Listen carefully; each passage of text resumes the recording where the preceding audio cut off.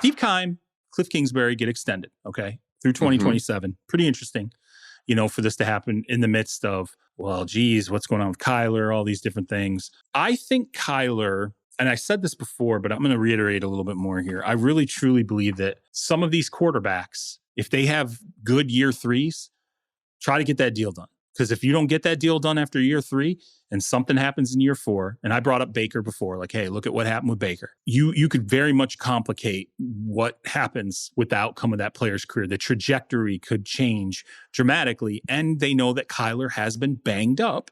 Yeah. Fairly consistently. He's dealt with injuries so far the first 3 years of his career. I don't think he finished last season healthy at all. And, he was hurt for a big chunk of that year, I think. Yeah. But I think he finished hurt too. That's the thing. Absolutely. Low key, I think part of the problem in that postseason was that Kyler was not healthy. Yep. I think that was weighing on, with the camp wanting to get something done, also weighing on the team going, I don't know about this. But I do think that the 5-year extension is really interesting because this is the team. If I'm Sean Payton, I'm sitting there going, I don't know how I feel about ownership, but I think I could probably do something good with Kyler. There's definitely talent on that roster.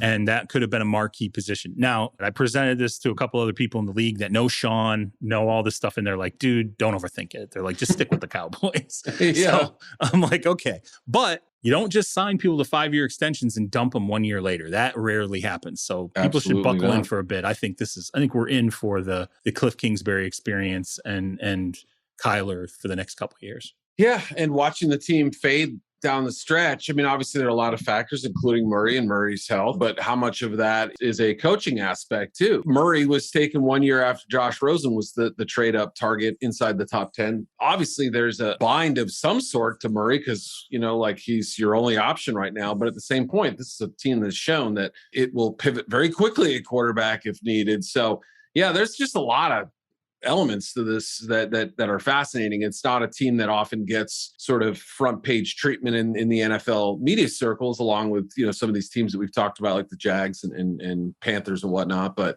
boy, this is a big league story in terms of franchise impact or whatever. And yeah, I'm with you. I think it's absolutely smart for Murray to want to capitalize as best they can on some money right now and lock in that deal, even if it's taking less on the front end that they may have earned if he goes out and wins the MVP next year or what have you.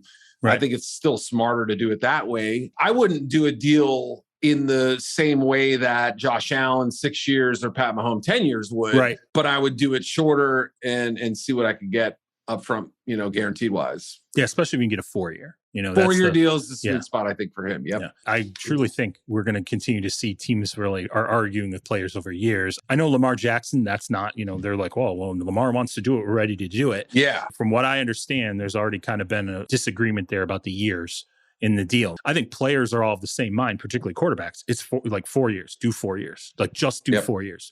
Don't do more than 4 years. You want to come up every 4 years. That's how you're going to max your money out and also give yourself power over the franchise because they have to think about extending you after 3. If you have 2 years left on your contract, they're going to laugh at you when you try to come back and renegotiate. It just isn't going to work. That's why the Pat Mahomes deal, the 10-year deal, people think that's remarkably friendly to Kansas City. Now they really are like, oh my God, that's extremely friendly to Kansas City long-term.